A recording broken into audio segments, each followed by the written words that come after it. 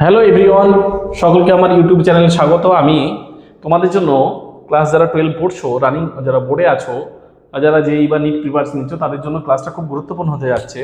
আজকে আমি তোমাদের ম্যাগনেটিজমের প্রথম চ্যাপ্টার পড়াবো, magnetic effect of current. Class 12-এর ম্যাগনেটিজমের first chapter, magnetic effect of current. Class 12-এর জন্য এটা আমার প্রথম ভিডিও হতে যাচ্ছে। আমরা একটু দেরিতে আমি শুরু করেছি তোমাদের অনলাইন ক্লাসগুলো। অবশ্যই যেগুলো ইউনিট 1 এবং ইউনিট 2 সমস্ত ভিডিওগুলো আমি আপলোড করে দেবো তোমাদের পরীক্ষার আগে। তোমরা সমস্ত ভিডিও পেয়ে যাবে এবং সঙ্গে সঙ্গে অনেক এমসিকিউ আমি তোমাদের সলভ করে দেবো। তোমরা জাস্ট আমার সঙ্গে একটু সঙ্গে থাকতে হবে এবং আমাকে কিছুটা সাপোর্ট করতে হবে, ঠিক আছে? তো চলো আমরা দেখে নিই আজকের লেকচারে কোন কোন বিষয় তোমাদেরকে পড়াবো। প্রথম যে আমরা বিষয়টা আলোচনা করব সেটা হচ্ছে কি কি টপিক কভার করব। সেটা হচ্ছে টপিকগুলো হচ্ছে আমরা লিখে দিয়েছি, ইন্ট্রোডাকশন টু ম্যাগনেটিজম। চৌম্বকত্ব নিয়ে আমরা ইন্ট্রোডাকশনটা কি, চৌম্বকত্ব কি সেটা জানবো। ওরেস্টেড এক্সপেরিমেন্ট, এরপর magnetic effect of electric current, magnetic field and magnetic field lines, মানে আমরা বলবো তড়িৎ বড়রেখা, এবং বা আমরা বলতে পারি ক্ষেত্র রেখা, বলতে পারি field lines, right hand thumb rule, এবং magnetic field due to current carrying circular loop. আমরা এই টপিকগুলো আজকে তোমাদেরকে দেখানোর চেষ্টা করব। প্রথমে আমাদের চৌম্বকত্বের ভূমিকা, ইন্ট্রোডাকশন টু ম্যাগনেটিজম। আচ্ছা, ম্যাগনেটিজমটা কি? আমরা জানি যে চৌম্বকত্ব হলো পদার্থের এমন একটি ভৌত ধর্ম যার ফলে কোনো পদার্থ অন্য কোনো চৌম্বক বা চৌম্বক পদার্থকে কি করবে, আকর্ষণ বা বিকর্ষণ করতে পারে। এখানে কোনো চুম্বক হচ্ছে ম্যাগনেট, আর এটা হচ্ছে ম্যাগনেটিক মেটেরিয়ালস, চৌম্বক পদার্থ, যেমন লোহা, নিকেল, কোবাল্ট, এগুলো, ঠিক আছে? এগুলো হচ্ছে চৌম্বক পদার্থ। তাহলে কি হয়, এটা আকর্ষণ বা বিকর্ষণ করতে পারে। এটা হচ্ছে আমাদের কি, যে চৌম্বকত্বের একটা বেসিক একটা আইডিয়া। ওকে, তো প্রথমত আমরা ওরেস্টেড এক্সপেরিমেন্টে দেখবো। আমাদের টপিকটা আগেই বলেছি যে কোনো পরিবাহীর মধ্যে দিয়ে, ওরেস্টেড বলেছিলেন যে কোনো পরিবাহীর মধ্যে দিয়ে যদি কারেন্ট ফ্লো হয়, ধরো একটা পরিবাহী আমরা বলি, আচ্ছা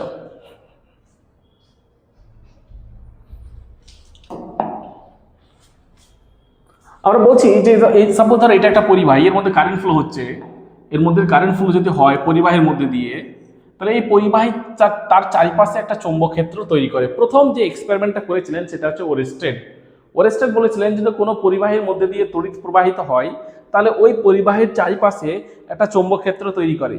দেখো আমরা বোর্ডে লিখে দেওয়া হয়েছে, 1820 সালে বিজ্ঞানী ওরেস্টেড এই প্রথম এক্সপেরিমেন্টটা করেছিলেন।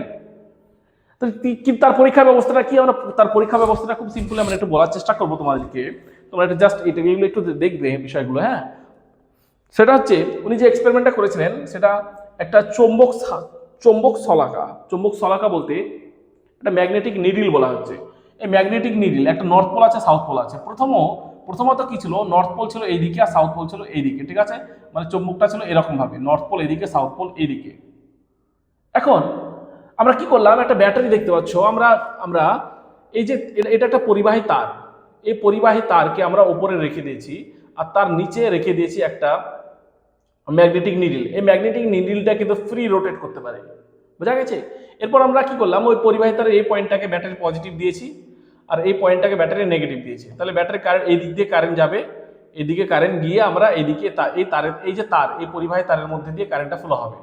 যখনই পরিবাহী তারের মধ্যে দিয়ে কারেন্টটা ফ্লো হবে, দেখবো ম্যাগনেটিক নিডিলটা ঘুরে যাচ্ছে, ছিল এই বরাবর, হঠাৎ করে ঘুরে যাচ্ছে। এখন কোন দিকে ঘুরছে সেটা আমরা পরে বলছি। তাহলে ম্যাগনেটিক নিডিলের বিক্ষেপ হচ্ছে। তাহলে এইটা থেকে আমরা প্রমাণিত হচ্ছে যে কোনো পরিবাহী তারের মধ্যে দিয়ে যদি কারেন্ট ফ্লো হয়, তার চারপাশে একটা চৌম্বক ক্ষেত্র তৈরি করে। তুমি বলবে স্যার কি করে চৌম্বক ক্ষেত্র হচ্ছে? বিষয়টা এরকম যে যদি দেখো একটা ম্যাগনেটকে, যদি কোনো ম্যাগনেটের পাশে যদি কোনো একটা ম্যাগনেটকে রাখো বা কোনো একটা লোহাকে রাখো, তাহলে ওই ম্যাগনেটটা কি হবে, ম্যাগনেটটা ডিফ্লেক্ট হবে, তাই না? ম্যাগনেটটা এটা আকর্ষণ করতে পারে লোহাটাকে, ম্যাগনেটটাকে আকর্ষণ করতে পারে বা ম্যাগনেটটাকে বিকর্ষণ করতে পারে। একটা ম্যাগনেট যদি রাখো বা যদি একটা লোহাকে রাখো, তাহলে কি হয়, লোহাটা আকর্ষণ করবে। তাহলে যে এই যে মানে আকর্ষণ বা বিকর্ষণ হচ্ছে, মানে এই ম্যাগনেটের বা লোহাটার যে আমাদের চলছে বা ওর যে ঘুরছে, সেটা হচ্ছে এই থেকে আমরা বলতে পারবো যে ম্যাগনেটটা তার চারপাশে একটা চৌম্বক ক্ষেত্র তৈরি করেছে। ওই চৌম্বক ক্ষেত্রের মধ্যে দিয়ে যদি অন্য কোনো একটা ম্যাগনেটকে রাখছি বা কোনো লোহাকে রাখছি, তাহলে দেখা যাচ্ছে তার মোশন হচ্ছে। তাহলে এখান থেকে আমরা বলতে পারি যে যদি এই পরিবাহী তারের মধ্যে দিয়ে কারেন্ট ফ্লো হয়, তাহলে যেহেতু এই ম্যাগনেটিক নিডলটা ঘুরে যাচ্ছে, অবশ্যই আমরা এখান থেকে একটা ধারণা করতে পারি যে এই পরিবাহীর মধ্যে দিয়ে একটা কারেন্ট ফ্লো হওয়ার জন্য তার চারপাশে একটা চৌম্বক ক্ষেত্র তৈরি হচ্ছে, আর ওই চৌম্বক ক্ষেত্রের মধ্যে যেহেতু ম্যাগনেটিক নিডলটা আছে, তার জন্য এই ম্যাগনেটিক নিডলটার বিক্ষেপ হচ্ছে। আশা করি এই জায়গাটা বুঝতে পেরেছো, কারণ কারেন্ট যদি ফ্লো হওয়ার সঙ্গে সঙ্গে ম্যাগনেটিক নিডলটার বিক্ষেপ হচ্ছে, মানে এই তারটা তার চারপাশে একটা চৌম্বক ক্ষেত্র তৈরি করছে। এখন বলা হচ্ছে ম্যাগনেটিক নিডলটা কোন দিকে ঘুরবে, তার জন্য একটা নিয়ম বানানো হয়েছে, সেটা হচ্ছে আমাদের যে কোন দিকে ম্যাগনেটিক নিডলটা ঘুরবে সেটা হচ্ছে বিচ্যুতির দিক নির্ণয়ের নিয়ম। এটা হচ্ছে স্নো, আমরা মনে রাখবো স্নো, মানে কারেন্টটা যদি ফ্লো হয় সাউথ টু নর্থ যদি কারেন্ট ফ্লো হয়, দেখো নিডলটা যখন আমাদের নিডলটা ছিল এই নিডলটা ছিল আমাদের এই দিকটা, এখানে এদিকে সাউথ ছিল, আর নিডলটা এখানে ছিল নর্থ, এই লাল পোর্শনটা ছিল এইদিকে, সাউথটা ছিল এইদিকে। যখনই তাহলে আমরা দেখতে পাচ্ছি কারেন্ট কোনটা দিয়ে যাচ্ছে, সাউথ থেকে নর্থের দিকে, এটা সাউথ থেকে নর্থের দিকে কারেন্টটা ফ্লো হচ্ছে। তাহলে ম্যাগনেটিক নিডলটা কোন দিকে ঘুরবে, ম্যাগনেটিক নিডলটা ঘুরবে মানে আমাদের পশ্চিম দিকে, মানে আমরা এটা যদি বলি এটা হচ্ছে সাউথ, এটা নর্থ, এটা হচ্ছে আমাদের ইস্ট, এটা হচ্ছে ওয়েস্ট, ওয়েস্ট। তাহলে দেখো বলা হচ্ছে যে যদি আমাদের কারেন্টটা ফ্লো হয় সাউথ থেকে নর্থের দিকে, তাহলে ম্যাগনেটিক নিডলের নর্থ মানে উত্তর মেরু যেদিকে ঘুরবে সেটা হচ্ছে পশ্চিম দিকে, মানে এটা হচ্ছে পশ্চিম দিক। ওকে, তাহলে পশ্চিম দিকে এই ম্যাগনেটিক নিডলের নর্থ পোলটা এই দিকে ঘুরে যাবে। ঠিক আছে, পশ্চিম দিকে ম্যাগনেটিক নিডলের নর্থ পোলটা ঘুরে যাবে। যদি কারেন্টের ডাইরেকশনটা আমরা চেঞ্জ করি, কিভাবে কারেন্টের ডাইরেকশন চেঞ্জ করব, জাস্ট ব্যাটারির এই যে এই পয়েন্টটাকে তুমি যদি এখানে কানেক্ট করে দাও, আর এই পয়েন্টটা যদি এখানে কানেক্ট করে যাও, তাহলে কারেন্টটা আমাদের এই দিক দিয়ে ফ্লো হবে না, তখন আমাদের এই পয়েন্টটা এখানে আমাদের কানেক্ট করে দিলে কারেন্ট আমাদের, আর এই পয়েন্টটা এখানে কানেক্ট করলে কারেন্টটা এই দিক দিয়ে ফ্লো হবে। তাহলে দেখা যাচ্ছে যদি আমরা কারেন্টের ডাইরেকশন চেঞ্জ করে দিই, মানে ব্যাটারির পোলারিটিটাকে, এই যে দুটো পয়েন্টকে যদি আমরা অল্টারনেট করে দিই, হ্যাঁ ইন্টারচেঞ্জ করে দিই, তাহলে কারেন্টটা এই দিক দিয়ে ফ্লো হবে। তাহলে দেখা যাচ্ছে ম্যাগনেটিক নিডল আমাদের এই দিক দিয়ে, এই নর্থ পোলটা এই দিকে ঘুরে না গিয়ে, নর্থ পোলটা এখানে নর্থ ছিল, এই দিকে ঘুরে যাবে। আশা করছি বুঝতে পেরেছো। তাহলে এটা হচ্ছে আমাদের যে ওরেস্টেড এক্সপেরিমেন্টের একটা আউটকাম। ওকে, মানে কি বুঝলাম এখান থেকে, যে ওরেস্টার এটাই বলেছিলেন যে কোনো পরিবাহী তারের মধ্যে দিয়ে যদি কারেন্ট ফ্লো হয়, তাহলে কিন্তু তার চারপাশে একটা চৌম্বক ক্ষেত্র তৈরি করবে। ঠিক আছে, তারপরে আমরা এখানে বলে দেওয়া হয়েছে যে তড়িৎ প্রবাহের অভিমুখ বদলালে কি হবে, আমরা বলে দিয়েছি। ঠিক আছে, এটা দেখে নিই একটু। নেক্সট আমরা চলে যাচ্ছি এখানে। তাহলে এখান থেকে কি ধারণা করতে পারছি, দেখো আমরা এখান থেকে একটা মানে সিদ্ধান্ত নিতে পারছি যে যতক্ষণ তারের তড়িৎ প্রবাহ চলবে ততক্ষণ চৌম্বক ক্ষেত্র বিদ্যমান থাকবে। মানে যখন তুমি কারেন্টটা বন্ধ করে দেবে, দেখবে ম্যাগনেটিক নিডলটা আর বিক্ষেপ হচ্ছে না, মানে নর্থ থেকে সাউথ এই বরাবর যেরকম ভাবে ছিল ওই বরাবর সেটা থাকবে, ম্যাগনেটিক নিডলের কোনো বিক্ষেপ হবে না। এবং 2 নম্বর বৈশিষ্ট্য জানতে পারছি যে তড়িৎ প্রবাহের দিক পরিবর্তন করলে চৌম্বক ক্ষেত্রের দিকও পরিবর্তিত হয়ে যায়। তবে চৌম্বক ক্ষেত্রের দিক পরিবর্তিত হয়ে যাবে যদি আমরা কারেন্টের ডাইরেকশনটা চেঞ্জ করি। এরপর আমাদের লিখে দেওয়া হয়েছে চৌম্বক তত্ত্বের উৎস। চৌম্বক তত্ত্বের মূল উৎস হলো তড়িৎ আধানের গতি। মানে আধানগুলো দেখো পরমাণুর ভেতরে ইলেকট্রনের ঘূর্ণন হয়। মানে আমরা যদি দেখি যে এটা সাপোজ নিউক্লিয়াস, জাস্ট একটা মনে রাখো, এগুলো আমরা ডিটেলস পড়াবো এই ইউনিটে আছে আমাদের চ্যাপ্টার নাম্বার 2-তে। যখন এটা নিউক্লিয়াসের চারিদিকে এটা একটা ইলেকট্রন, এই ইলেকট্রনগুলো কি হয়, এই ইলেকট্রনগুলো নিজের চারিদিকে ঘুরছে, স্পিন হচ্ছে, ঘূর্ণন হচ্ছে, এবং সঙ্গে সঙ্গে অরবিটেও ঘুরছে। নিজে তো নিজের অক্ষের চারিদিকে ঘুরছে, যেমন পৃথিবী নিজের চারিদিকে ঘুরে প্লাস সূর্যের চারিদিকে ঘুরে, তেমন ওই ইলেকট্রনগুলো নিউক্লিয়াসের চারিদিকে ঘুরছে, এটা বলছে orbital motion plus spin motion. ওর নিজেও ঘুরছে, নিজের অক্ষেও নিজেও ঘুরছে। স্পিন এবং আমাদের এই অরবিটাল মোশন, এই দুটোর জন্য আমরা বলবো কি ইলেকট্রন ঘূর্ণন, স্পিন এবং কক্ষপথে আবর্তনই মূলত কোনো পদার্থের চৌম্বক ধর্মের কারণ। মানে মনে রাখো যে কোনো পদার্থের চৌম্বকত্ব সৃষ্টি হচ্ছে এই কারণে, ইলেকট্রনগুলির ঘূর্ণনের জন্য। ইলেকট্রনের 2 ধরনের ঘূর্ণন হচ্ছে, একটা হচ্ছে ইলেকট্রনের মোশন 2 ধরনের হয় নিউক্লিয়াসের চারিদিকে, একটা হচ্ছে স্পিন মোশন আর একটা হচ্ছে অরবিটাল মোশন। এই দুটো মোশনের জন্যই আমাদের চৌম্বকত্বের সৃষ্টি হয়। জাস্ট এতটুকু মনে রাখতে হবে।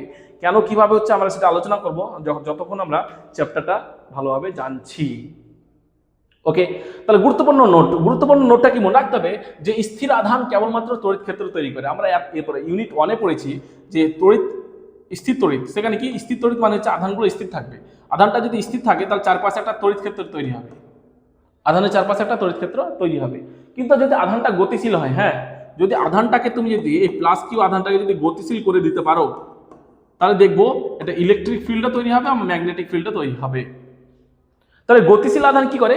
গতিশীল আধান তড়িৎ ক্ষেত্রের পাশাপাশি একটা চৌম্বক ক্ষেত্র তৈরি করে। ঠিক আছে, এটা আমাদের মনে রাখতে হবে, এটা খুব গুরুত্বপূর্ণ একটা পয়েন্ট। ঠিক আছে, নেক্সট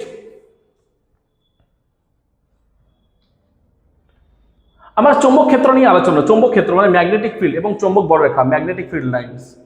চৌম্বক ক্ষেত্রটা কি বলা যায়? কোনো চুম্বকের চারিপাশে যে অঞ্চল জুড়ে তার প্রভাব অনুভব করা যায়। মানে একটা চৌম্বককে যদি একটা চৌম্বক যতদূর পর্যন্ত তুমি এর অন্য কোনো চৌম্বক বা কোনো চৌম্বক পদার্থ রাখবে, তাহলে দেখবে আকর্ষণ বা বিকর্ষণ করছে। যতদূর পর্যন্ত আকর্ষণ বা বিকর্ষণ অনুভব করবে সেটা হচ্ছে ওই অঞ্চল, তাহলে ততদূর পর্যন্ত বলবো যে ওই চুম্বক পদার্থটির মানে চৌম্বক ক্ষেত্র বিস্তার লাভ করেছে। ঠিক আছে, সেই অঞ্চলকে চৌম্বক ক্ষেত্র বলে। এর একক হলো টেসলা। তাহলে আমরা চৌম্বক ক্ষেত্রকে আমরা বলবো বি, এর এককটা হচ্ছে টেসলা বা এটা লিখতে পারো TESL, টেসলা। ঠিক আছে, আমরা জানি টেসলা কি কার কোম্পানি? এলন মাস্কের কোম্পানি। ঠিক আছে, সায়েন্টিস্ট টেসলার নামে করে দেওয়া হয়েছে কোম্পানি টেসলা। তো এটা হচ্ছে আমাদের টেসলা। আর একটা নাম আছে, সেটা হচ্ছে ওয়েবার পার মিটার স্কোয়ার। মনে রাখতে হবে যে চৌম্বক ক্ষেত্র বি এর একক হচ্ছে ওয়েবার পার মিটার স্কোয়ার বা টেসলা। তাহলে চৌম্বক ক্ষেত্র কি? চৌম্বক ক্ষেত্র কিন্তু একটা ভেক্টর আছে, অর্থাৎ এর মান এবং দিক উভয় আছে। বি এর মান এবং অভিমুখ দুই আছে, মনে রাখবে একটু। এবং এটি নির্দেশ করে কোনো চৌম্বক অঞ্চলে রাখা অন্য কোনো চৌম্বক বা তড়িৎবাহী তারের উপর কতটা বল প্রয়োগ হবে। মানে বি নির্দেশ করছে যে চৌম্বক অঞ্চলের চৌম্বক ক্ষেত্রের মধ্যে রাখা কোনো চুম্বক বা তড়িৎবাহী তারের উপর কতটা বল অ্যাপ্লাই করছে। ঠিক আছে, তো যাই হোক, এটা একটু পড়ে রাখো। চৌম্বক বলরেখা কি আমরা দেখবো। চুম্বকের চারিপাশে যে কাল্পনিক রেখাগুলির সাহায্যে চৌম্বক ক্ষেত্রের দিক এবং তীব্রতা বোঝানো হয়, সেগুলোকে বলা হয় চৌম্বক বলরেখা। এখন চৌম্বক বলরেখার বৈশিষ্ট্যগুলো আমরা লিখে নিয়ে এসেছি। যে ধরো এটা একটা ম্যাগনেট, এটা একটা নর্থ পোল ম্যাগনেট, এটা সাউথ পোল। তাহলে দেখবো আমরা চৌম্বক বলরেখাগুলো সবসময় ম্যাগনেটের নর্থ পোল থেকে শুরু হয় এবং সাউথ পোলে গিয়ে শেষ হয়। এবং সাউথ পোল থেকে আবার কিন্তু ভেতর থেকে আবার ভেতরের দিকে নর্থ পোল, আবার নর্থ পোলের দিকে যায়। তাহলে কি বললাম? বাইরের সাইডে কেমন? নর্থ থেকে সাউথ, ভেতরে সাউথ থেকে নর্থ। তাহলে এই যে একটা বদ্ধ পথ তৈরি করছে, এরকম একটা বদ্ধ পথ তৈরি করছে। তার জন্য চৌম্বক বলরেখা একটা হচ্ছে বদ্ধ রেখা, চৌম্বক বলরেখা একটা বদ্ধ রেখা।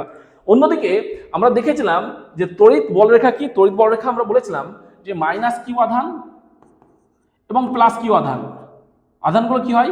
প্লাস থেকে গিয়ে বলরেখাগুলো প্লাস থেকে গিয়ে মাইনাসে গিয়ে শেষ হয়, কিন্তু মাইনাস থেকে আবার ব্যাক করে না। তাহলে এটা হচ্ছে কি? এটা হচ্ছে আমাদের বদ্ধ রেখা নয়, এটা মুক্ত। ঠিক আছে, মুক্ত। আর এটা হচ্ছে ক্লোজড। ঠিক আছে, তাহলে আমাদের চৌম্বক বলরেখা এবং তড়িৎ বলরেখা সম্পর্কে একটু বেসিক আইডিয়া থাকতে হবে। তাহলে আমরা কি বললাম? চৌম্বক বলরেখা কি হয়? নর্থ থেকে সাউথের দিকে, বাইরের দিকে, এবং ভেতরে সাউথ থেকে নর্থের দিকে হবে। তাহলে এটা বলে দেওয়া যাচ্ছে চৌম্বক বলরেখা চৌম্বকের বাইরে উত্তর মেরু থেকে দক্ষিণ মেরু পর্যন্ত বিস্তৃত থাকে, কিন্তু চৌম্বকের ভেতরে এদের দিক কি? দক্ষিণ থেকে উত্তর মেরুর দিকে, যেটা আমি বললাম।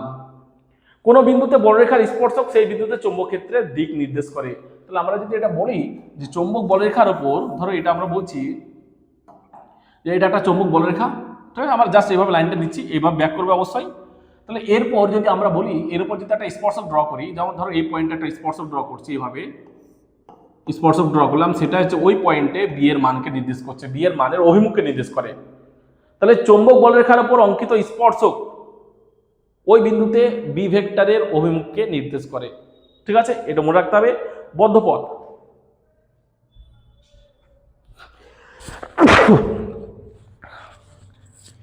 তো বদ্ধপথটা কি?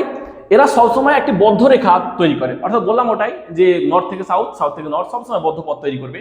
এদের কোনো শুরু বা শেষ নাই, কারণ এটা বদ্ধপথ। তো এটা বদ্ধপথের শুরু আর শেষ, এটা বদ্ধপথের শুরু এবং শেষ থাকবে না। ঠিক আছে, কোথা থেকে শুরু কোথায় শেষ বলা যাবে না। তার জন্য এটা বলা আছে এদের কোনো শুরু বা শেষ নেই। পরেরটা পয়েন্টে বলা হচ্ছে দুটি বলরেখা কখনোই পরস্পরকে ছেদ করে না। দেখো বলা হচ্ছে দুটো বলরেখা পরস্পরকে ছেদ করে না। এটা একটা চৌম্বক বলরেখা, এটা একটা চৌম্বক বলরেখা। দুটো চৌম্বক বলরেখা কখনোই পরস্পরকে ছেদ করবে না। কারণ কি? এই বলরেখার জন্য এই লাইনের জন্য এটা 1 আমরা 2 বলছি, এই লাইনের জন্য এই পয়েন্টে আমরা যদি স্পর্শক ড্র করি তাহলে এইদিকে বি ভেক্টরের অভিমুখকে নির্দেশ করছে। কিন্তু 2 নম্বর লাইন এটার উপর যদি একটা স্পর্শক ড্র করি তাহলে এইখানে একটা বি ভেক্টরের অভিমুখকে নির্দেশ করছে। তাহলে আমরা এটা কি বলতে পারছি? আমরা এটা বলতে পারছি যে যদি ছেদ করে তাহলে একই বিন্দুতে কিন্তু চৌম্বক ক্ষেত্র ভেক্টর বি এর দুটো অভিমুখ থাকছে, চৌম্বক ক্ষেত্র ভেক্টরের দুটো অভিমুখ থাকছে, যেটা অসম্ভব, কারণ একটা বিন্দুতে চৌম্বক ক্ষেত্রের একটা মাত্রই অভিমুখ থাকবে। আশা করছি বুঝে গেছো এগুলো। তার জন্য কখনোই কিন্তু দুটো চৌম্বক বলরেখা কখনোই পরস্পরকে ছেদ করে না। ওকে, তাহলে আমরা এই কয়েকটা বেসিক জিনিস আমরা জেনে গেলাম চৌম্বক বলরেখা, বোঝা গেছে। চলো আমরা দেখে নিই এরপর যেটা দেখবো সেটা হচ্ছে বায়োসাভার্টের সূত্র। বায়োসাভার্ট কি? আমরা বললাম যে কোনো পরিবাহী তারের মধ্যে দিয়ে যদি কারেন্ট ফ্লো হয় তাহলে ওই পরিবাহী তারটা তার চারিপাশে একটা চৌম্বক ক্ষেত্র তৈরি করবে। এটা কে প্রথম এক্সপেরিমেন্ট করে ভেরিফাই করেছিলেন? সেটা হচ্ছে ওরেস্টেড। তাহলে বায়ো এবং সাভার্ট দুজন সায়েন্টিস্টরা কি করলেন, বা এটাকে ল্যাপ্লাসের সূত্র বলা হয়, ল্যাপ্লাসের সূত্র, ঠিক আছে। তাহলে বায়ো ও সাভার্টের সূত্র কি বলা হচ্ছে যে দুজন সায়েন্টিস্টরা কি বললেন যে কোনো পরিবাহীর মধ্যে দিয়ে যদি তড়িৎ প্রবাহিত হয় তাহলে তার চারপাশে একটা চৌম্বক ক্ষেত্র তৈরি করবে। তাহলে ওই চৌম্বক ক্ষেত্রের মানটা, চৌম্বক ক্ষেত্রের একটা মান থাকবে আর অভিমুখ থাকবে, তাহলে এই মানটা ওনারা ক্যালকুলেট করেছিলেন। অভিমুখ অন্যান্য সায়েন্টিস্টরা বের করেছিলেন, কিন্তু বায়োসাভার্ট, মনে রাখো, বায়োসাভার্ট তার চারপাশে কতটা চৌম্বক ক্ষেত্র তৈরি করবে সেই চৌম্বক ক্ষেত্রের মানটা ওনারা ক্যালকুলেট করেছিলেন ম্যাথমেটিক্যালি। কেমন? আমি তার দেখাচ্ছি। এটা কি বলা হচ্ছে দেখো। আচ্ছা, আমরা এইভাবে লাইন নিয়ে নিচ্ছি একটা, আমরা ধরে নিচ্ছি এ বি একটা পরিবাহী তার। ওকে, তো এ বি তারের মধ্যে দিয়ে কারেন্টটা ফ্লো হচ্ছে এ থেকে বি এর দিকে আই। আমরা একটা ক্ষুদ্র এলিমেন্ট ক্ষুদ্র একটা অংশ কেটে নিচ্ছি, এটা হচ্ছে ডিএল। এটা খুবই ক্ষুদ্র, ঠিক আছে, ডিএলটা হচ্ছে খুবই ক্ষুদ্র, একটা দৈর্ঘ্য কেটে নিলাম। তাহলে এই কারেন্টটা ডিএল এর মধ্যে দিয়ে ফ্লো করবে, তাহলে ডিএল এর মধ্যে যদি কারেন্টটা ফ্লো হয় তাহলে ডিএল এর জন্য একটা চারপাশে একটা চৌম্বক ক্ষেত্র তৈরি করবে, না করবে না? অবশ্যই করবে। কারণ কি বললাম, কোনো পরিবাহের মধ্যে দিয়ে কারেন্ট ফ্লো হলে তার চারপাশে একটা চৌম্বক ক্ষেত্র তৈরি করে। তাহলে এই যে কারেন্টটা ডিএল এর মধ্যে দিয়ে পাস করবে, তাহলে ডিএল এর এই ক্ষুদ্রাংশের কারেন্টের চালনার জন্য তার চারপাশে কতটা চৌম্বক ক্ষেত্র তৈরি করবে সেটা ম্যাথমেটিক্যালি ক্যালকুলেট করেছিলেন বায়োট এবং সাভার্ট, ঠিক আছে। তাহলে বলে রাখি আমরা যে এক্ষেত্রে মনে রাখবে যে কারেন্ট এলিমেন্ট বলে একটা জিনিস আছে। কারেন্ট এলিমেন্ট কি? পরিবাহের একটি ক্ষুদ্র দৈর্ঘ্য ডিএল এবং তার মধ্যে দিয়ে প্রবাহিত বিদ্যুৎ আই এর গুণফলকে বলবো আমরা কারেন্ট এলিমেন্ট। মনে রাখো, কারেন্ট ইনটু এই যে পরিবাহের একটি ক্ষুদ্র দৈর্ঘ্য ডিএল এর গুণফলকে বলবো আমরা কারেন্ট এলিমেন্ট। এটি একটা ভেক্টর রাশি যার দিক তড়িৎ প্রবাহের দিকের সাথে হয়, মানে কারেন্টটা যেদিকে ফ্লো হবে সেই দিকে আমাদের আইডিএল এর অভিমুখ হবে। তাহলে আইডিএল এর অভিমুখ কোন দিকে লিখবো? আমরা আইডিএল এর অভিমুখ লিখবো কিভাবে? তাহলে এইদিকে দেখো, আইডিয়াল অভিমুখ আমরা এইভাবে করবো যে এরপর যদি তুমি একটা স্পর্শক ড্র করে দাও, এই ডিএল এর উপর যদি একটা স্পর্শক ড্র করে দাও, দেখো আমরা এইভাবে একটা স্পর্শক ড্র এই মিডিল থেকে স্পর্শক নিচ্ছি, এটা আমরা বলছি ডিএল ভেক্টর, ঠিক আছে। তাহলে এই যে ডিএল আমরা ধরে নিচ্ছি যে এই ডিএল ক্ষুদ্রাংশের তড়িৎ প্রবাহের জন্য আমরা এই ডিএল এর মধ্যবিন্দু থেকে একটা লাইন ড্র করে নিচ্ছি, সেটা হচ্ছে আমরা এই পয়েন্টটাকে আমরা বলছি পি, আর এখান থেকে দূরত্ব হচ্ছে আর ভেক্টর। এই মধ্যবিন্দু থেকে পি পয়েন্টের অবস্থান ভেক্টরটা হচ্ছে আর। তাহলে এই ডিএল ভেক্টর আর আর ভেক্টর, ডিএল থেকে আর এর মধ্যবর্তী কোণ কত? ডিএল থেকে আর এর মধ্যবর্তী কোণ হচ্ছে আমরা থিটা, ঠিক আছে। ডিএল থেকে আর এর মধ্যবর্তী কোণ কত? থিটা। তাহলে এই যে আমাদের পি পয়েন্টে চৌম্বক ক্ষেত্রের মান কার জন্য বের করছি? এই ডিএল এর জন্য। ডিএল এর মধ্যে যে কারেন্টটা ফ্লো হচ্ছে তার জন্য এই পয়েন্টে চৌম্বক ক্ষেত্রের মান কি হয় উনি বললেন। সূত্র প্রথম হচ্ছে যে ডি, আমরা যদি বলে ডিবি, পি পয়েন্টে চৌম্বক ক্ষেত্র যদি বলি ডিবি, কার জন্য? ডিএল এর জন্য। ডিবি প্রপোর্শনাল টু আমরা লিখবো আই, মানে ওই পরিবাহী তারের মধ্যে দিয়ে আছে ডিএল এর মধ্যে দিয়ে যত বেশি কারেন্ট ফ্লো হবে, কারেন্টের মানটা যত বেশি হবে তত আমাদের চৌম্বক ক্ষেত্রের মানটা বেশি হবে পি পয়েন্টে, ঠিক আছে। পি বিন্দুতে চৌম্বক ক্ষেত্র বলছি ডিবি প্রপোর্শনাল টু আই। 2 নম্বর উনি বললেন যে ডিবি প্রপোর্শনাল টু সাইন থিটার সঙ্গে সমানুপাতিক।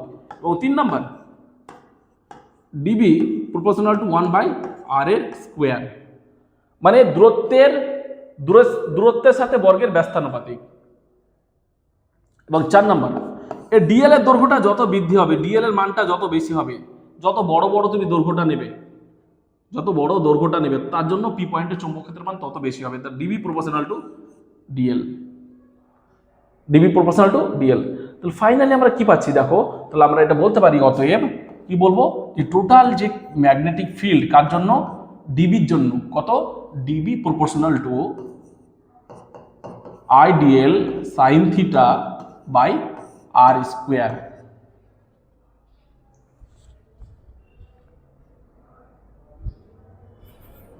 Ideal sine theta by R square. তাহলে যদি আমরা এই প্রপোর্শনাল চিহ্ন উঠাই, যদি প্রপোর্শনাল চিহ্ন উঠে যায়, সমানুপাতিক চিহ্ন উঠে, তাহলে আমরা জানি একটা কনস্ট্যান্ট নেব। সেই কনস্ট্যান্টটা এখানে মনে রাখো যে ডিবি ইকুয়াল টু, এই কনস্ট্যান্টটাকে বলা হয় mu 0/4 pi ideal sine theta by R square. এটা বলবো মিউ জিরো, ঠিক আছে। তাহলে মিউ জিরোটা কি, মিউ জিরোটা হচ্ছে বায়ু মাধ্যমে চৌম্বক ভেদ্যতা। যদি পি পয়েন্টটা কোথায় আছে, বায়ুতে আছে না অন্য কোনো মিডিয়ামে আছে, সেই মিডিয়ামের উপর ডিপেন্ড করে। কি বললাম, যে পি পয়েন্টটা কোন মিডিয়ামে আছে তার উপর ডিপেন্ড করে। যদি পি পয়েন্টটা বায়ুতে থাকে, বায়ুতে বের করি, তাহলে এটা লিখবো মিউ জিরো। যদি অন্য কোনো মিডিয়ামে থাকে তাহলে আমরা ডিবি ইকুয়াল টু লিখবো, মিউ এর জায়গায় লিখবো মিউ বাই 4 পাই, অন্য কোনো মিডিয়ামের জন্য বলছি, IDL sine theta by R square, অন্য কোনো মিডিয়ামের জন্য, যদি পি পয়েন্টটা অন্য কোনো মিডিয়ামে থাকে। তাহলে মিউ জিরোটা কি বললাম, আমি লিখে দিই। তাহলে মিউ জিরো হচ্ছে বায়ু মাধ্যমে তড়িৎ ভেদ্যতা, চুম্বক ভেদ্যতা,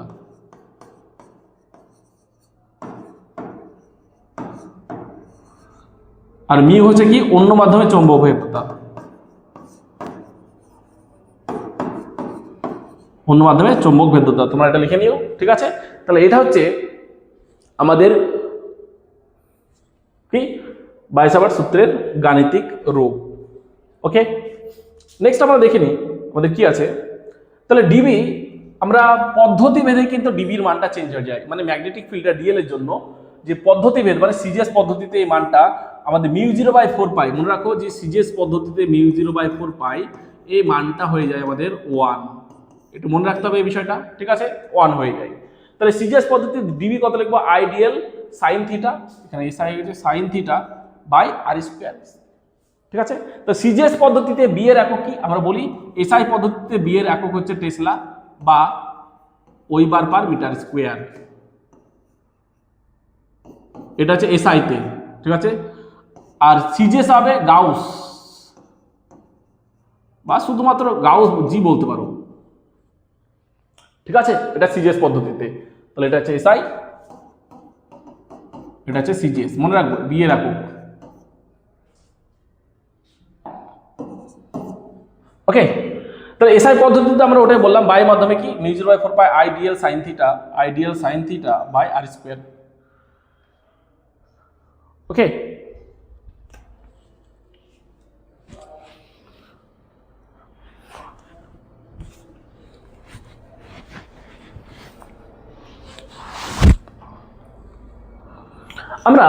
আমরা এরপর যেটা করবো সেটা হচ্ছে আমরা এখানেই করে নিচ্ছি, এটাকে মুছে ফেলি। এরপর আমরা যেটা দেখবো সেটা হচ্ছে যে মিউ জিরোর এককটা বের করবো, একক মিউ জিরো বা মিউ এর একক, মিউ জিরো বা মিউ এর একক।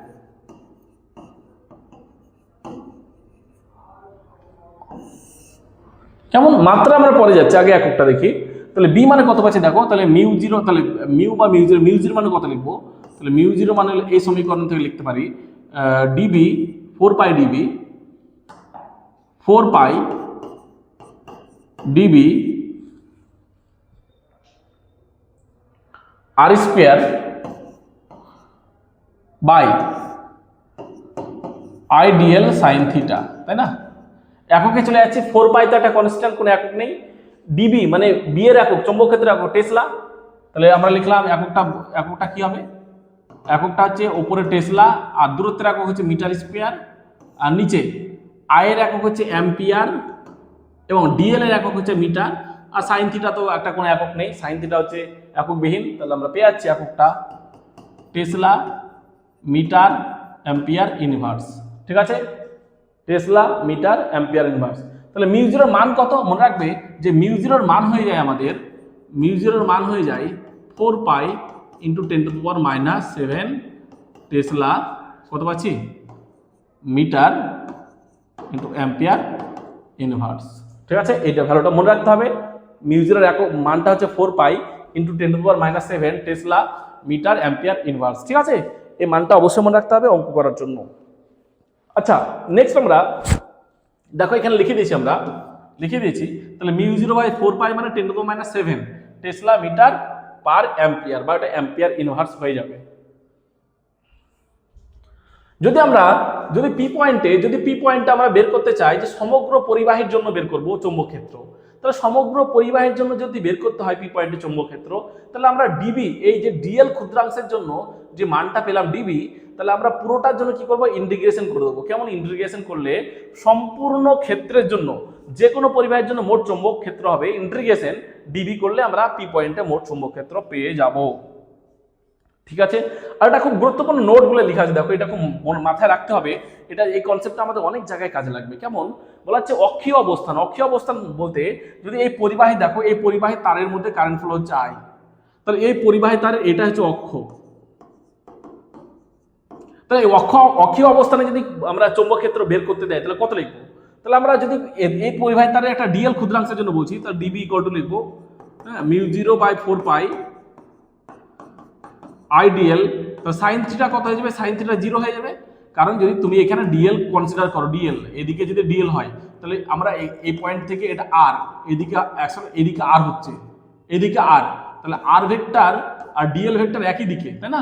একই দিকে হচ্ছে, তাহলে কত হবে? তার জন্য সাইন 0, এর মধ্যবর্তী কোণ কত? 0 ডিগ্রি বাই আর স্কোয়ার, তাহলে কত হচ্ছে? 0।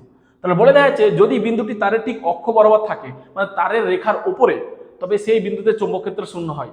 বারবার বলছে এই কনসেপ্টটা আমরা কাজে লাগাবো, অনেক জায়গায় কাজে লাগবে এই কনসেপ্টটা। তাহলে আমরা দেখলাম কোনো একটা তারের অক্ষীয় অবস্থানে চৌম্বক ক্ষেত্রের মান কত হয়ে যায়? শূন্য হয়ে যায়। ঠিক আছে,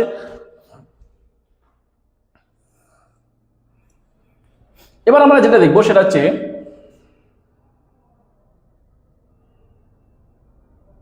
আর বাইসাভার সূত্রে ভেক্টর রূপটা দেখে নিই আগে। ভেক্টর রূপটা কেমন?